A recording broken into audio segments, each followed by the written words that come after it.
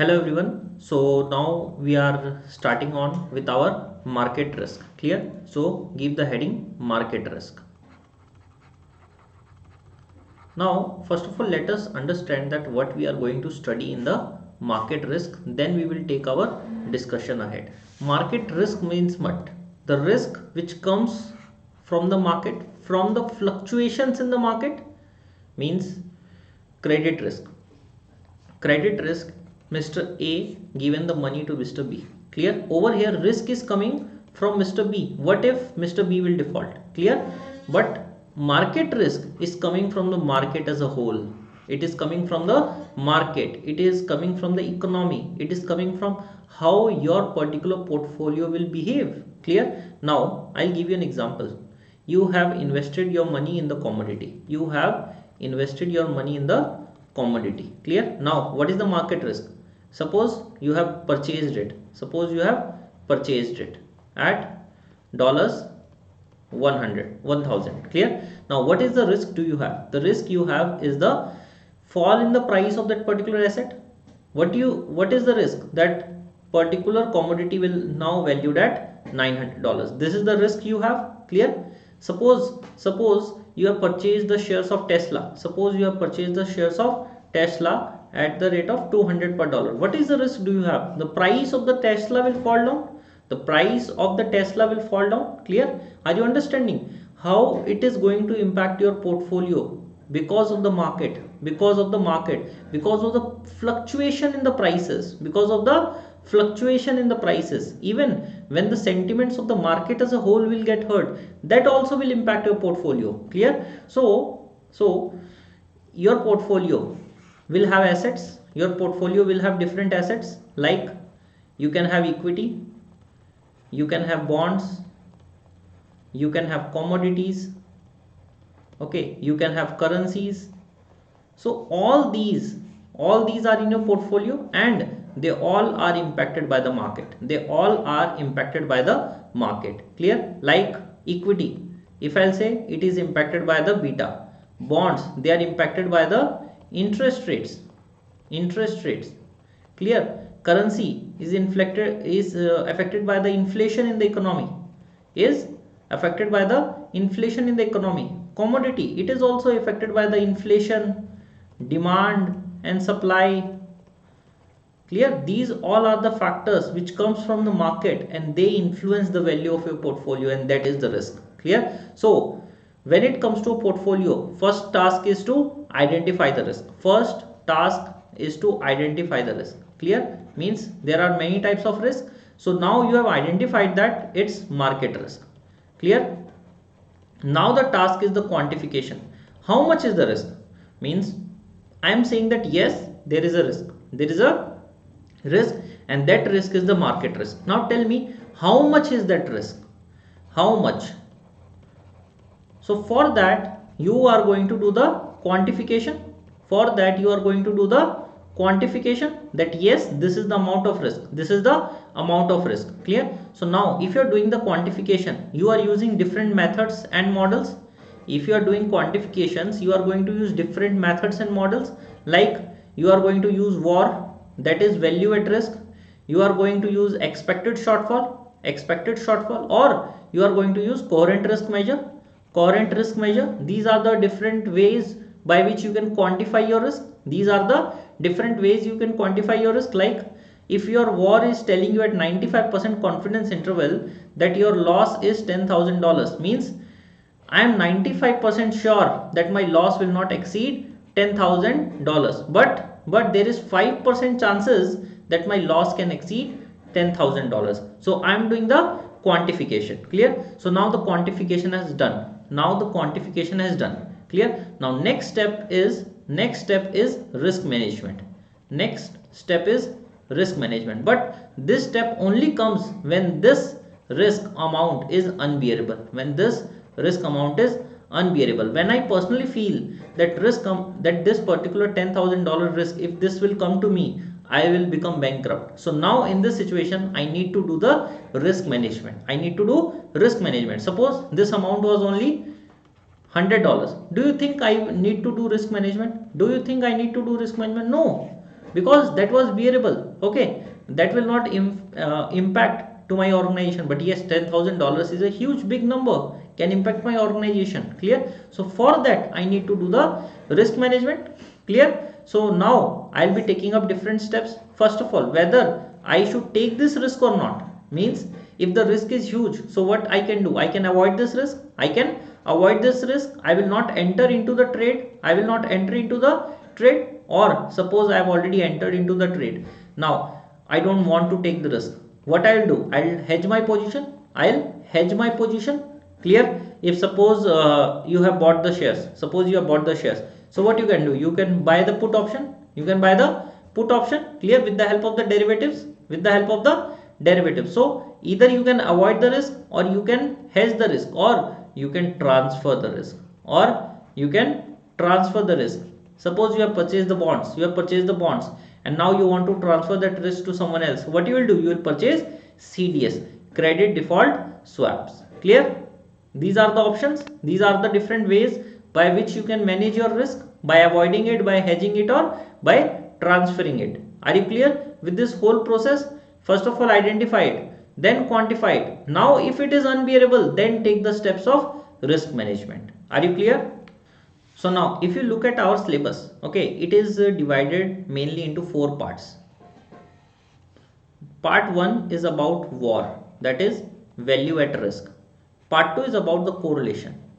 Okay, you have seen that this correlation is in the credit risk as well, because correlation plays an important role everywhere. Okay, because during the worst case scenario, your correlation will become positive, and hence it can create huge amount of losses to the portfolio. Then the third part is about the interest rates.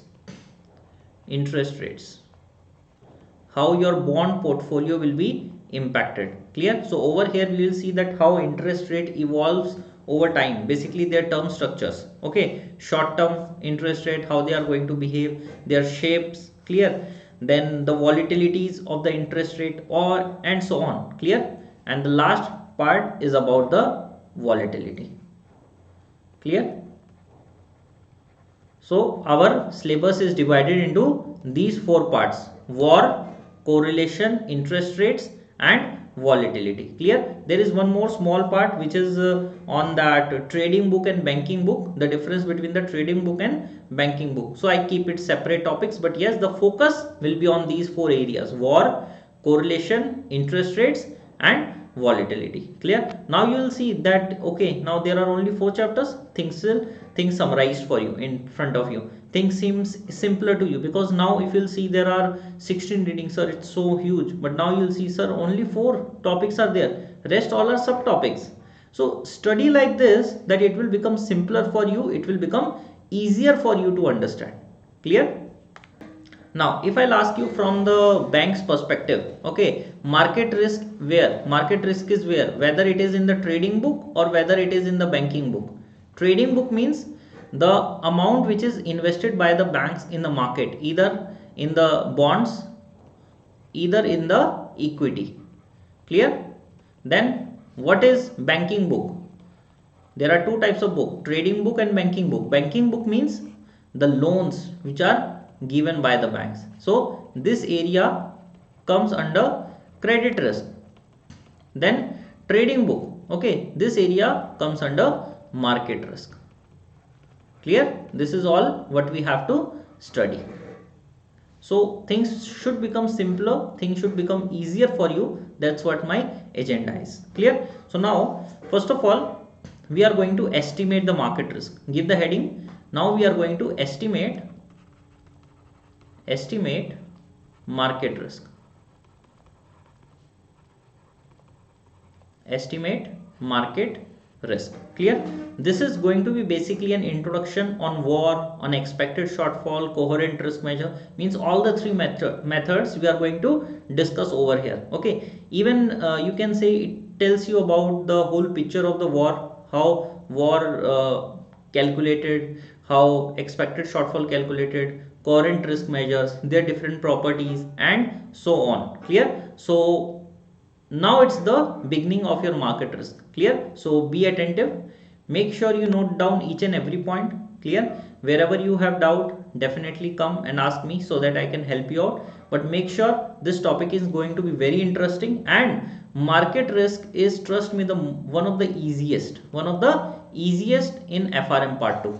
If you will do it very fluently, okay, trust me, once you will do it now, second time you don't need to touch the book. That's my promise. If you once do it properly, you don't even need to touch the book again, because once things will enter over here with concepts, once you will understand, okay, if you will see the word like war, you will understand the whole concept, you will recollect it.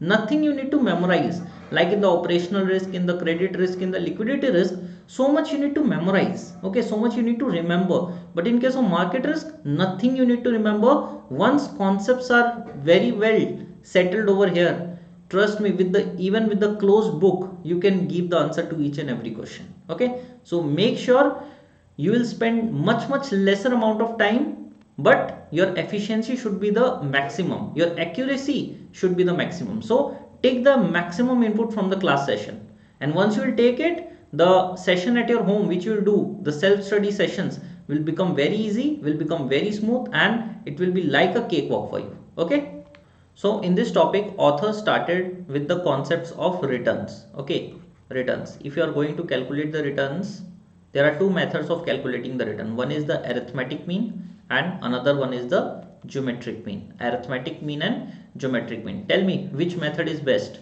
Geometric mean method is better than arithmetic mean. Clear? Now if you want to know that how you will actually solve it, suppose I'll take the numbers. The price which you have invested, suppose it was $100. After 1 year, price of that particular stock become 120, and in between you have received the dividend of $10. So after 1 year, tell me what is your rate of return based on arithmetic mean. You can simply see you have invested hundreds and later on it become 130, so your return is 30%. Clear? You can simply calculate this one. Are you clear? But when it comes to the geometric mean, or you can write down one word, continuously compounded return. Continuously compounded return. So over here, what you have to do? You have to take the help of the ln. Clear? What was the amount? 130. What amount you have invested? 100. Or you can say ln of 1.3. Take your calculator and calculate this. So this one is going to be 26.23%. 26.23%. Clear? Because this one is going to be continuously compounded. Okay, every moment you are compounding your return, so your return is 26.23, but this is your arithmetic return and this is your geometric return. Clear? Now, what is the reason that I always prefer geometric mean over arithmetic mean? The first and the foremost reason is that geometric mean never allows the negative price of the asset. You can write down geometric mean never allows negative value of the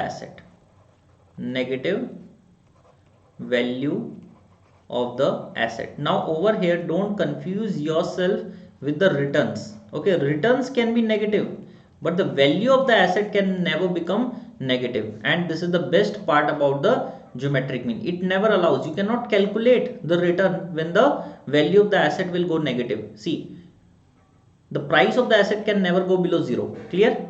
Price of the asset can never go below 0.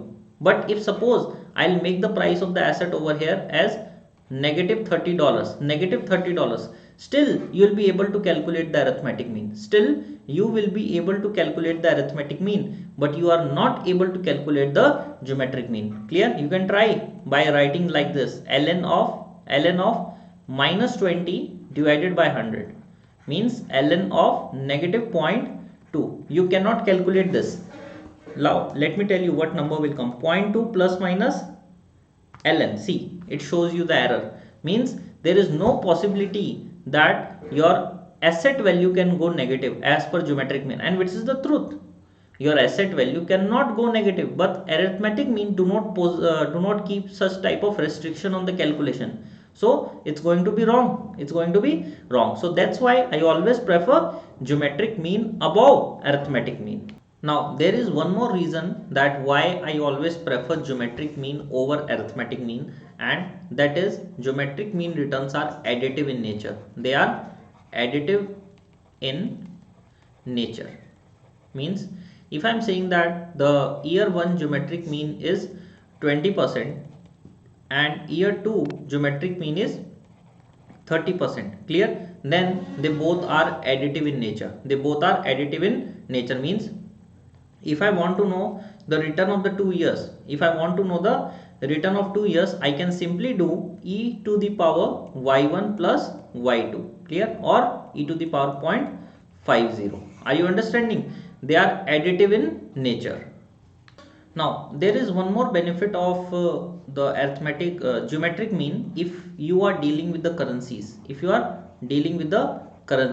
they say that while calculating the return, so what you do, ln of p1 plus d1 divided by p0, clear. But suppose this is about the currency, because of the currency means you are dealing in the bonds, clear, and that bond is denominated in US dollars, but now you are in India, clear, and you are calculating your return based on Indian dollars. So they are saying that fluctuation in the currency will not impact the return. Your return. This geometric mean will purely calculate the return based on the performance of your bond. Try to understand. If you are investing in the US stocks, what are the possible ways of earning or losing the money? One is the appreciation of the equity share price, then is the dividend.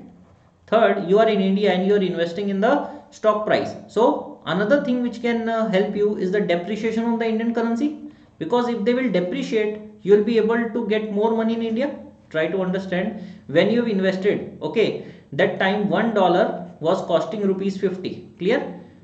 After 1 year, the value of $1 is rupees 100, clear.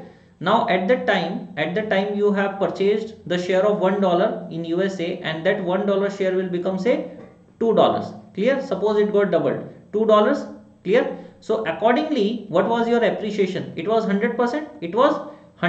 But when it comes to India, this $2 it will become $200, clear. How much you have invested? $50, 50 rupees will become how much? Rupees 200, clear. So from this perspective, you will see that your return is 4 times, but in reality from that investment return only doubles. So they are saying that using the geometric mean, they will ignore the impact of this reference currency. Are you understanding why? Because in the numerator there is also the same currency, and in the denominator also there is a same currency, and that will cancel out each other. So it will give you the pure return from that asset, ignoring the impact of the valuation of the currency. Clear? Now write down the first point: different methods for measurement of market risk. Clear? So there are 3 broad categories, or you can say 3 broad methods by which you are going to calculate the market risk. One is the non-parametric method.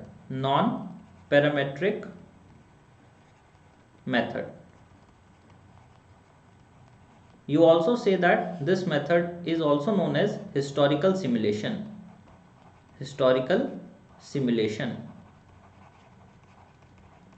Then another method we have is the parametric method. Clear? Then we have the third one is the Monte Carlo simulation.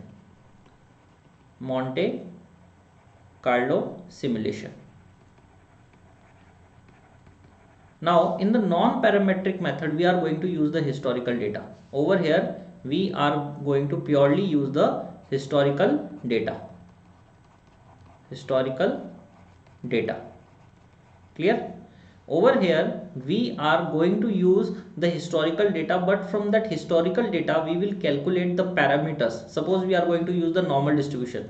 So what are the parameters? The parameters is mu and sigma. So we will calculate that mu and sigma from that historical data, but we are not going to use that historical data. But over here now we will use that normal distribution, that return follows normal distribution, or we will use log normal distribution. We will use normal distribution, log normal distribution. Clear? Over here also mu and sigma. Clear? In case of Monte Carlo simulation we are going to use the random numbers. We are going to use random numbers.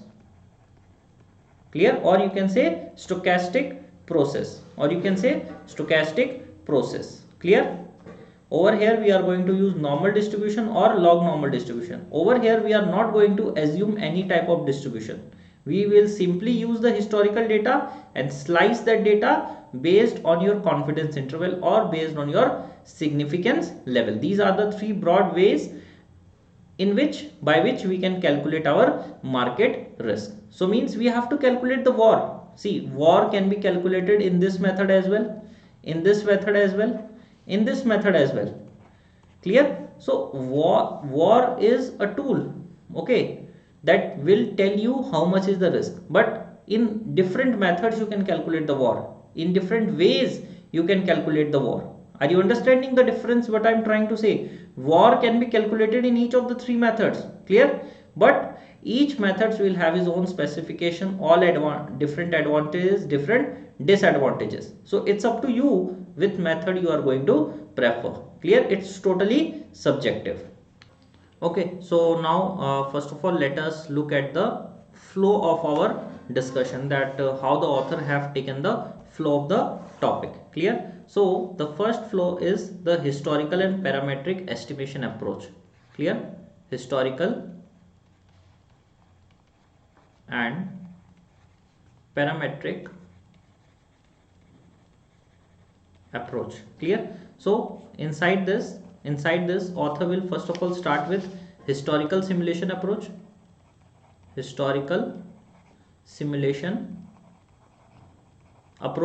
is non-parametric in nature, then author will discuss parametric. Clear? Inside the parametric, author will discuss both the methods to calculate the VaR. See, over here we will calculate the VaR. Again we will calculate the VaR, but with the help of normal distribution and with the help of log normal distribution.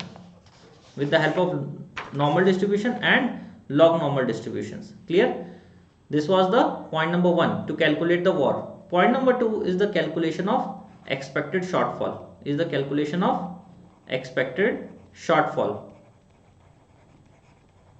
Clear? Point number 3 is about estimating coherent risk measure. Estimating coherent risk measure. Clear? And then point number 4 is about quantile plots.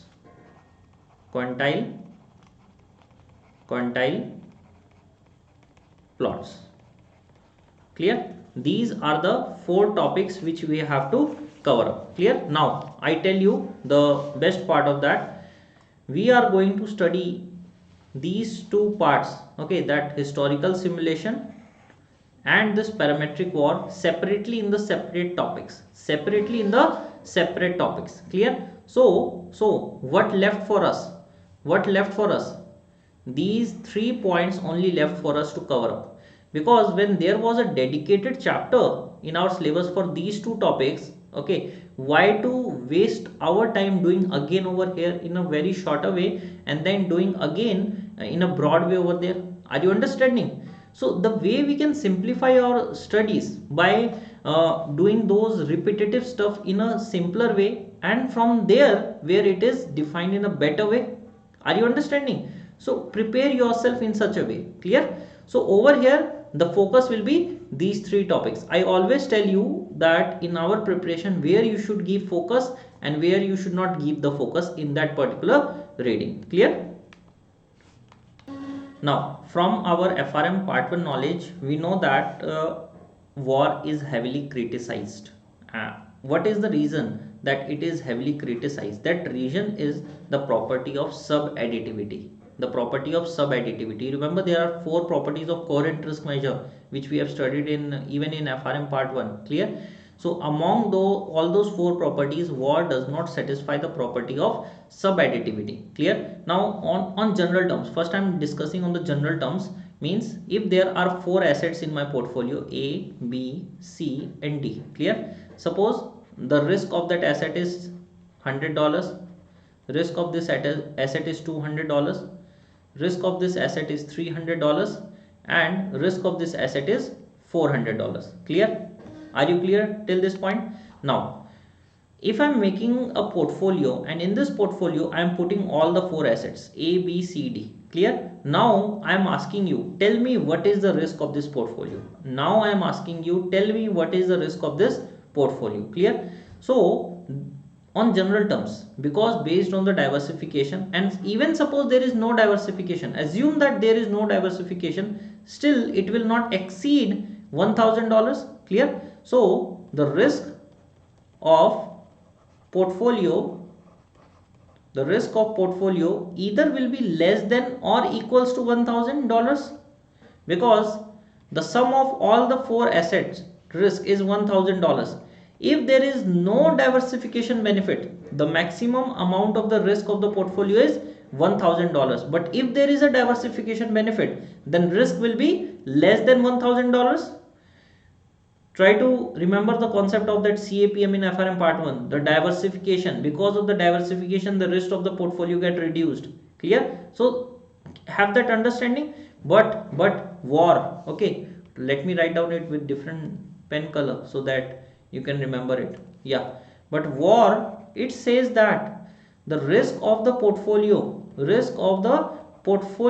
can be greater than $1,000.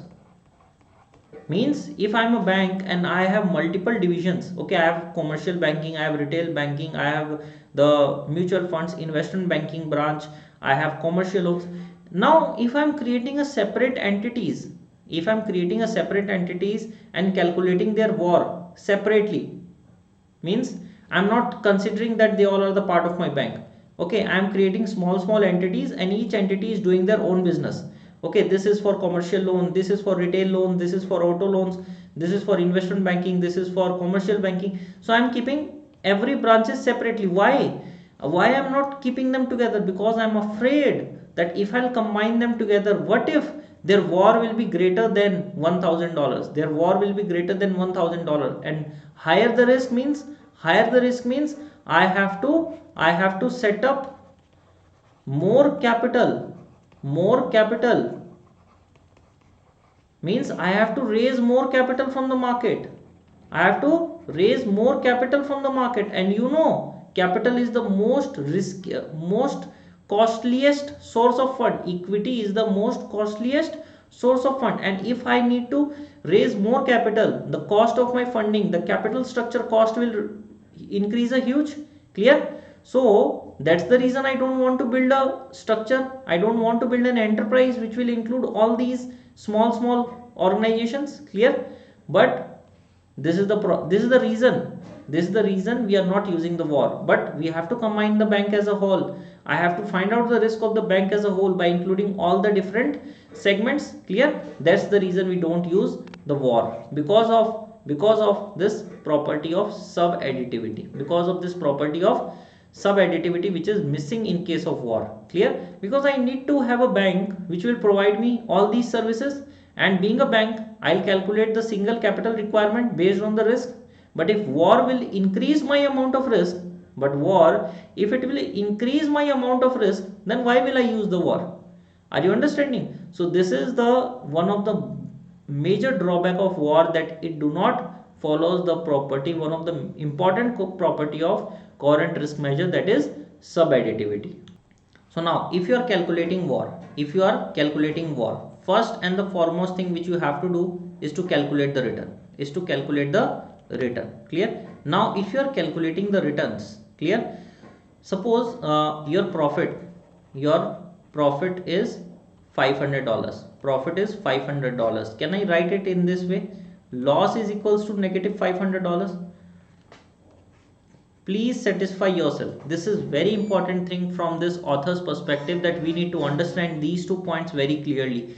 If I write profit as $500 or loss as negative $500, they both means the same. If I'm writing loss as $300 and I am writing profit as negative $300, then again they both means the same. The meaning is same, their interpretation is also same. The way they have written is different, but their interpretation is same. So based on this author, we need to keep ourselves ready to understand these points. Clear? Because VaR is what? VaR is the amount of loss, VaR is the amount of risk. Clear? And if I'm saying that it is $300, that means what? This is the amount of loss. So if I want to write like this, profit is equals to negative $300. Then it's okay. And if I write VaR as negative $300, this means that there is no risk. Because this is the profit. VaR is equals to negative $300 is written like this. Loss is equals to negative $300. It means that there is a profit of $300. So this author will make you confused with this plus minus sign. Okay, they are using different notations. Clear? Based on this loss and profit. Clear? Now suppose you are saying that you are calculating profit slash loss. Means if you are writing $300, this means that this is your $300 profit.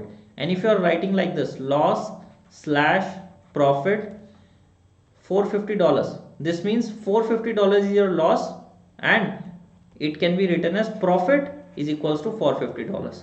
Over here, if you want to represent in the form of loss, then $300 will be represented in the form of loss. Clear? Now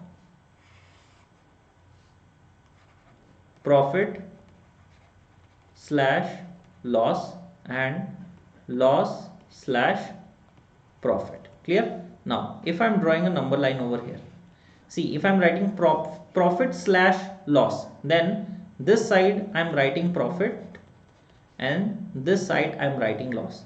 Now tell me where you will cut that 5% slice over here. Clear? Now if I am writing loss slash profit, that means loss will be written in the right hand side and profit will be written in the left hand side. So now where you will cut the slice? Towards the right hand side. Clear? This will be like mu minus z into sigma. This will be mu plus z into sigma, because over here is the mean, this is the mu. So you have to go towards the right, you have to add it if you want to reach that point. Over here your mu is standing over here and you want to go towards the left. So from the mu you have to deduct it. Are you clear? Next very important point from the author perspective. Sometimes we have seen that author is discussing VaR in the relative terms, and sometimes what author is discussing VaR in the absolute terms. Clear? How come? I'll explain you with the help of the example. Suppose the value of your portfolio is $100. Clear? Now suppose your mean is 10%. Mean is your 10%. Clear? Mean is your 10% minus z. Suppose z is your 2. Clear? Multiplied with the sigma. Suppose sigma is 20%. Clear? So 10% minus 40%, that is minus 30%, but you will represent VaR as 30%, not negative 30%. Clear? So your VaR, your amount which can decrease to is 30%. Clear? So I can say that it can come down by 30%. So what is the maximum amount of loss? $30. What is the maximum amount of loss? That is $30 given that confidence level. But when I am saying relative terms, when I am saying in the relative terms, it is only considering Z multiplied with sigma, that is 40%. Clear? But try to understand, in this situation, in the relative terms, it is assuming that if your portfolio is currently valued at $100, first it will go to $110. First the portfolio will go to $110 because you need to add the return, right? From there it will come down by 40%. From there it will come down by 40%. So what is the amount of loss in this situation? 110 multiplied with 40%, that is, what is the possible amount of loss? $44. Clear? But this $44 loss is from 110. This loss of $30 is from 100. Clear? So what will be the value of the portfolio after the loss? $70. Clear? And what will be the value of the portfolio in this situation? Tell me. It is going to be $66. So you need to see that in which way you are calculating the VaR, whether you are calculating the VaR on the relative terms or you are calculating the VaR on the absolute terms. Clear? Are you understanding the point? So let us first of all discuss our historical simulations. Historical simulations. Suppose you have arranged over here 100 returns. Okay, 100 returns. Over here is the lowest return, say negative 12%, and over here is the highest return, say 7%. Clear? Now you want to calculate 5% VaR. You want to calculate 5% VaR. Clear? 5% VaR means the fifth return. Clear? But over here author is saying no, you will not calculate fifth return, but you will check the sixth return. You will check the sixth return, means suppose 12%, negative 11, negative 10, negative 9, negative 8 and negative 7. So this is your first lowest, second lowest, third lowest, fourth lowest, fifth lowest and sixth lowest. So what will be your 5% VaR? It is going to be 7%. What is your 5% VaR? 7%. Means if currently the value of your portfolio is $100, what is the possible amount of loss? 7%. Your value of portfolio can come down to $93.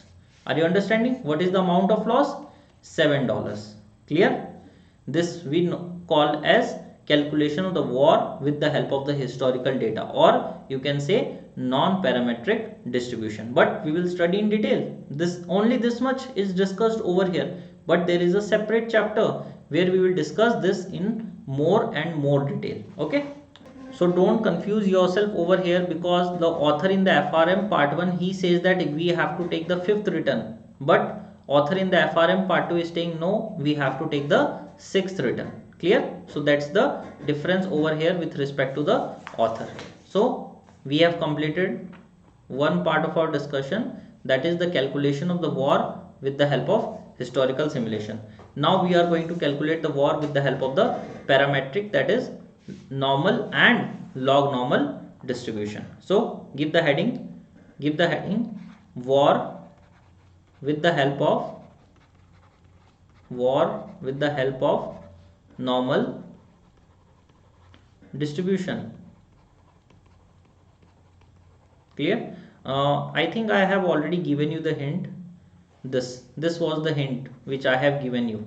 Okay, this is all about the normal distribution, where we have to find out the mean and we have to find out the standard deviation. Okay, from the historical return I'll calculate that what is the mu, and I'll calculate what is the sigma. Clear? And then I'll find out the confidence interval. Clear? Suppose it is 95% confidence interval, then what is the value of Z? 1.96, and hence I can calculate the VaR as mu minus Z into sigma. Are you understanding this point? Clear? This value will become negative, but at the end you have to make it positive. You have to bring that value in the absolute terms like this. Are you clear? Now this parametric method is also known as delta normal VaR. Write down delta normal approach, sorry, delta normal approach. Clear? Delta normal approach. So we have two methods. One is with the normal distribution and another one is the log normal distribution, where I am assuming that the price of the assets cannot go below 0. Clear? So in order to counter this absolute, you will find that your author might have written like this: minus mu plus z into sigma. Clear? So they both means the same. If you want, I can show you the example as well. Let us come over here only. Yeah, this one, 10 minus 2 multiplied by 20. I have said that minus 30 will become 30, but what if I'll write like this: minus 10% plus 40. You'll see it will become how much? 30%. Clear? So author have written in a different way, but yes, this tone is very simpler to us. This tone is related to us, okay, since our FRM part 1. So we don't have to give pressure by remembering a different signs in the different formula. Simply, if it is coming negative 30%, simply make it 30%. Are you understanding? If it is coming negative 30%, simply make it 30%. Clear? But you can say what if, sir, the sigma is only 2%. Then 10 minus 4%, this is going to be 6%. Then make it negative 6%. Because as per the new formula, it will be negative 10 plus 6, plus 4. That means negative 6%. So if it will come positive, make it negative. It will come negative, make it positive. Only you need to reverse the sign. That's it. The only thing which you need to do is to reverse the sign. I'll take a simple example from here. Suppose the annual mean which is given to you is $15 million. And suppose the standard deviation, now they have given the values in the absolute term. I have taken the values in the percentage. Okay, that is $10 million. This is your standard deviation. Now you need to calculate the VaR at 95 percentile. So it is going to be how much? 15 minus 10 multiply with 1.65. So you can say 15 minus 16.5, or you can say $1.5 million is your VaR. Clear? What if I want to calculate this at 99 percentile? Clear? So this will become 15 minus 10 multiply with 2.33. So 15 minus 23.3. So your VaR will become 8.3%. Your VaR will become 8.3%. Concepts are very simple. Okay. So this discussion is about the normal distribution. Now we can move ahead with the log normal distribution. Clear? So when a log normal distribution means what? Continuous compounding.